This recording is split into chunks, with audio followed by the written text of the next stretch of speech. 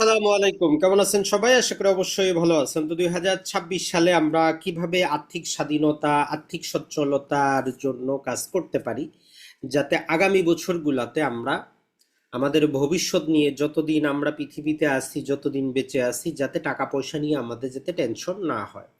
আমরা যাতে নিজের জন্য, ফ্যামিলির জন্য, পরিবারের জন্য, দেশের জন্য নিজের ইচ্ছামতো ক্রিয়েটিভিটি অথবা নিজে যেটা জানি সেটা যাতে করতে পারি।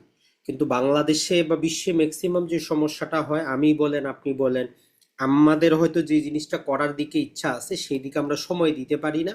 কারণ আমাদের একটা চাকরি আছে, একটা ব্যবসা আছে, 9টা থেকে 5টা আমাদেরকে যাইতে হয়, আমরা ইচ্ছার বিরুদ্ধে হইলে ওই কাজটা করি। প্রবাসীরা আরো বেশি জালে ফেসে যান। একবার প্রবাস জীবনে আসার পরে ফ্যামিলির খরচটা বেড়ে যায়, তখন না চাইলেও কিন্তু থাকতে হয়।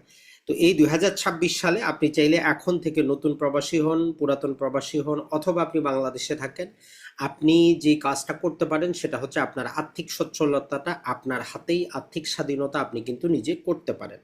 তো আপনাদের জন্য আমাদের এই যে জানুয়ারি মাসের ধারাবাহিক সিরিজের আজকে দ্বিতীয় পর্ব, এখানে আমরা আলোচনা করব ফায়ার বা ফাইন্যান্সিয়াল ইন্ডিপেন্ডেন্ট এবং আর্লি রিটায়ারমেন্ট। এই একটা জিনিস মনে রাখবেন, আমাদের ছোটকাল থেকে আমরা যখন বড় হয়েছি আমরা এটা চিন্তা করেছি যে যার যত জায়গা জমি, যার যত টাকা পয়সা আছে সে তত বেশি কি আর্থিকভাবে সচ্ছল। আসলে বিষয়টা এমন না।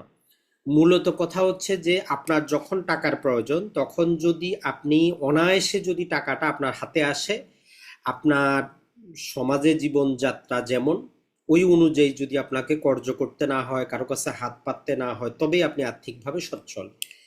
বাংলাদেশে আমরা সবাই কিন্তু কোটিপতি, ম্যাক্সিমামই বলতে পারেন যে কোটিপতি ফকির। আমরা কেমন, যেমন ধরেন যে সবারই 2 বিঘা 4 বিঘা জায়গা জমি আছে, শহরে ছোট একটা জায়গা আছে, টোটাল কস্টিং আপনি হিসাব করলেন যে প্রায় 1.5 কোটি টাকার আপনার সম্পত্তি আছে। কিন্তু আপনার যদি 20,000 টাকা দরকার, 1 লক্ষ টাকা দরকার, ওইখান থেকে টাকা পয়সা আসতেছে না। আপনাকে ওইটা বিক্রি করে বের করতে হবে, আর সামান্য অংশ বিক্রিও করতে পারবেন না। তো আমরা বলি যে আর্থিক স্বাধীনতার পক্ষে প্রথম বাধা হচ্ছে এটা যে আপনাকে বেশি পরিমাণ সম্পদ অর্জন করতে হবে, এই চিন্তা থেকে বের হয়ে যাবেন। সবাই বলে দুনিয়াতে আমরা বাঁচবো কয়দিন, তো ওই চিন্তাটা আসলে এক হিসাবে কিন্তু সত্য, আমরা বাঁচবো কয়দিন।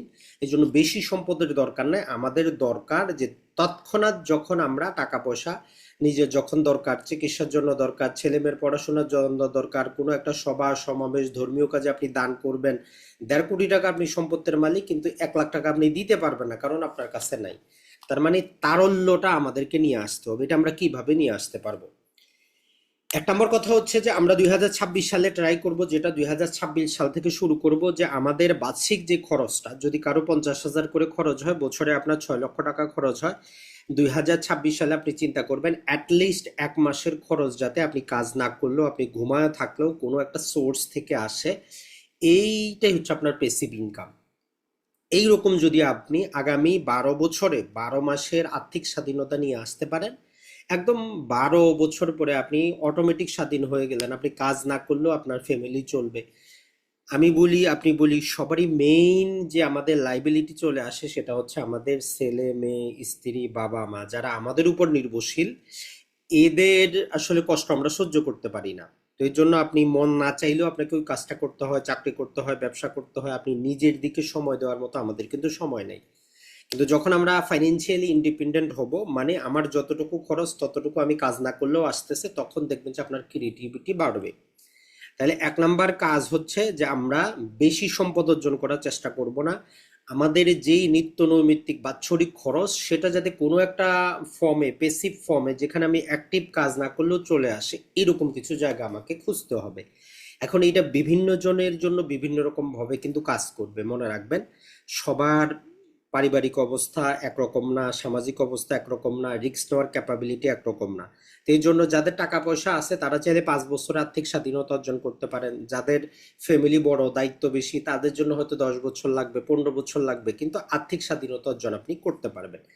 এটা ছাড়া যারা প্রবাসী আছেন, 10, 15, 20 বছর প্রবাসে আছেন, কিন্তু বাধ্য হয়েও কতদিন প্রবাসে থাকবেন নিজেও জানেন না, তারাও এখন, যাতে ভবিষ্যতে আপনি যখন দেশে চলে যাবেন, কোনো কর্ম থাকবে না, নতুন করে ব্যবসা করার কোনো সুযোগ থাকবে না, তো তখন আপনার যাতে এমন একটা সোর্স থেকে টাকা পয়সা আছে, অ্যাটলিস্ট আপনি জীবনটা নির্বাহ করতে পারেন। সরকার তো আর আপনার পেনশনটা দিচ্ছে না। তো এটার জন্য প্রথমে আমরা যেটা বলতে পারি, যারা বাংলাদেশে আছেন, যদি আপনার টাকা পয়সা থাকে, আপনি একটু টাকা পয়সা থাকে, সেক্ষেত্রে এমন কিছু সোর্সে আপনি বিনিয়োগ করবেন যেখান থেকে প্রতি মাসে বা 6 মাসে বা বছরে টাকা আসে। সেটা কোনো বাণিজ্যিক দোকান হইতে পারে, সেটা জন্য কৃষি জমি হইতে পারে। বাংলাদেশে আপনি লিগালি বৈধভাবে 60 বিঘা পর্যন্ত জমি অর্জন করতে পারেন। প্রতি বিঘা যদি আপনি নিজে চাষাবাদ না করে অন্য কাউকেও দিয়ে দেন, সেখান থেকে বাৎসরিক টাকা পয়সা আসবে। এটা একটা একদম নিরাপদ, হালাল, স্থিতিশীল আপনার একটা প্যাসিভ ইনকামের জায়গা হইতে পারে। তবে এটার জন্য আপনার হিউজ পরিমাণ ক্যাপিটাল কিন্তু দরকার। এটা ছাড়া যেহেতু হইতে পারে, আপনি চাইলে সঞ্চয়পত্র ক্রয় করতে পারেন। সঞ্চয়পত্র আমরা সবাই জানি, মোটামুটি আপনি একজন সাধারণ বাংলাদেশী হিসাবে 60 লক্ষ টাকা পর্যন্ত সঞ্চয়পত্র ক্রয় করতে পারবেন। মোটামুটি অন অ্যাভারেজে 10% আপনি পাবেন সরকারি ভ্যাট ট্যাক্স লেভি কাটার পরে। তো সেই হিসাবে আপনি ক্যালকুলেশন করে দেখেন যে 10 লাখ টাকা করলে আপনি বছরে 1 লাখ টাকা পাচ্ছেন। তো সেই হিসাবে আপনার 50 লাখ টাকা করলে 5 লাখ, 60 লাখ টাকা আপনি 6 লাখ টাকা পাচ্ছেন, মানে মাসে 50,000 টাকা। তাহলে 60 লাখ টাকা থাকলে আপনি যদি সঞ্চয়পত্র ক্রয় করেন, আপনি মোটামুটি 6 লক্ষ টাকা বছরে পাচ্ছেন। তার মানে আপনার পেসিভ ইনকামটা হয়ে গেল, আপনার টেনশন কিন্তু নাই। এরপরে আপনি আপনার পছন্দের কাজ করবেন, রিস্ক নেবেন, সেখান থেকে আরো কিছু করবেন, সম্পদ বাড়ান, কোনো সমস্যা নাই। কিন্তু আপনার ফ্যামিলি মাসে যে 50,000 টাকা খরচ করে, এটার জন্য আপনার কিন্তু টেনশন নাই। আপনি অসুস্থ থাকলে, কোথাও বেড়াইতে গেলে, চিল্লায় চলে যান তাবলিগের 6 মাসের জন্য, কোনো সমস্যা নাই। তাহলে আপনার একটা পেসিভ ইনকাম এইভাবেও হইতে পারে। এটা ছাড়া যারা প্রবাসী আছেন, প্রবাসী বন্ডে আমরা কি জানি প্রায় 12%-এর মতো মুনাফা আছে। তো কেউ চাইলে যে আপনার মাসের খরচের উপর নির্ভর করে আপনি সেটার মধ্যেও একটা পেসিভ ইনকাম শুরু করতে পারেন, অথবা প্রতি মাসে মাসে কিনতে পারেন যে আগামী 5 বছরে আমি যাতে বিদেশ থেকে আর আমার 1 টাকাও যাতে দিতে না হয়, ওই টাকা থেকে যাতে ফ্যামিলি চলতে পারে, এটাও আপনার একটা হইতে পারে। অথবা যেটা হচ্ছে যে আমরা আমাদের নতুন 2026 সালেও শেয়ার বাজার রিলেটেড আমরা কিন্তু আরেকটা কোর্স নিয়ে আসতেছি। ওইখানে আমরা দেখাবো যে কিভাবে আপনার হিউজ টাকা পয়সা না থাকলেও আগামী 10-15 বছরে আপনি প্রতি মাসে 100, 200, 500, 1000, 10,000 করে বিনিয়োগ করেও আপনি আর্থিক স্বাধীনতা কিন্তু অর্জন করতে পারেন। তাহলে এই শেয়ার বাজার রিলেটেড আশা করি আমাদের 2টা কোর্স অলরেডি হয়েছে। যারা আগেরগুলা নিতে চান যোগাযোগ করবেন, সেই ভিডিওগুলো নিতে পারবেন। অথবা এই জানুয়ারিতে আমাদের নতুন কোর্স শুরু হচ্ছে। আশা করি যে এইখান থেকেও আমরা শেয়ার মানে যে একটা ব্যবসার অংশীদারি হওয়া, ওই ব্যবসাতে যদি আপনি আজকে বিনিয়োগ করেন, ধীরে ধীরে ভালো কোম্পানি হইলে আগামী 10-15 বছরে দেখবেন যে আপনি বাৎসরিক এমন একটা লাভ্যাংশ পাচ্ছেন যেটা দ্বারা আপনার ফ্যামিলি কিন্তু চলতেছে। শেয়ারের দাম বাড়বে, দাম কমবে, এটার সাথে মূল কোম্পানির ব্যবসার কোনো লেনদেন কিন্তু নাই। তো এইরকম বিভিন্ন জিনিস আছে যেগুলোর মাধ্যমে আমরা চাইলে আর্থিক স্বাধীনতা অর্জন করতে পারি। আজকের ভিডিওর মূল বিষয় যেটা ছিল, তাইলে আপনারা বুঝতে পারলেন, সেটা হচ্ছে যে আমরা বেশি টাকা পয়সা, বেশি সম্পদ অর্জন করার চেষ্টা করব না।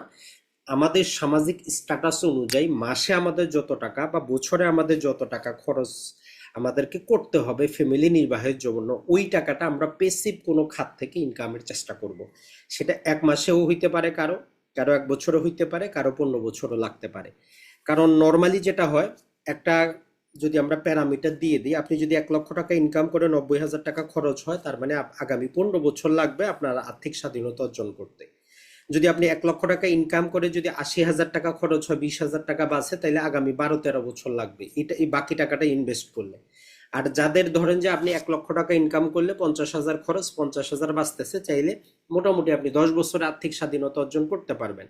আর যারা এখনো জীবনই শুরু করেন নাই, নতুন আসছেন, এদের ক্ষেত্রে যেটা হয়, আপনি যদি আপনার টোটাল ইনকামটাকে 3 ভাগ করে 2 ভাগে বিনিয়োগ করে দেন, তাইলে 5 বছরেই আপনার আর্থিক স্বাধীনতা অর্জন করা সম্ভব।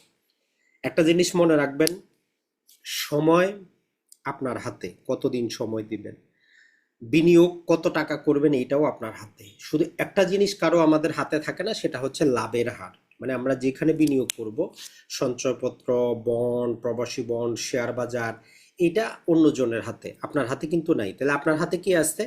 দীর্ঘমেয়াদী আপনি বিনিয়োগ করবেন। আর যদি আপনি চান যে অল্প দিনে আপনি আর্থিক স্বাধীনতা অর্জন করবেন, তাইলে বিনিয়োগটা বাড়াইতে হবে। আর যদি আপনার সময় দিতে পারেন, তাইলে অল্প পরিমাণ বিনিয়োগও কম্পাউন্ডিং হয়ে চক্রবৃদ্ধি হারে আপনাকে অনেক টাকা পয়সা দিতে পারে।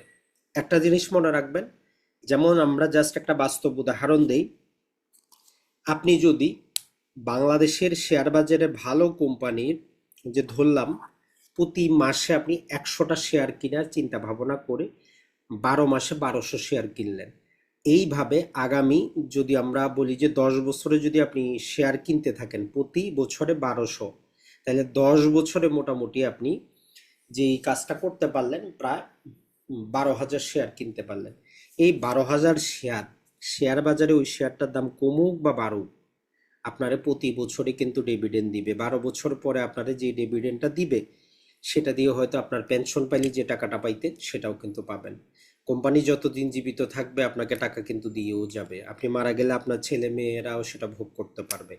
তো এই জন্য বিনিয়োগটা আপনি কোথায় করবেন, বিনিয়োগটা কিভাবে করতে হয়, কত পার্সেন্ট শেয়ার বাজারে, কত পার্সেন্ট বন্ডে, কত পার্সেন্ট ট্রেজারি বন্ডে, কত পার্সেন্ট গোল্ডে, কত পার্সেন্ট জায়গা জমি নিবেন, এই জিনিসগুলোর উপর ভিত্তি করে আশা করি আমাদের এই কোর্সটা থেকে আপনারা উপকৃত হবেন। ভালো থাকবেন, সুস্থ থাকবেন। আসসালামু আলাইকুম।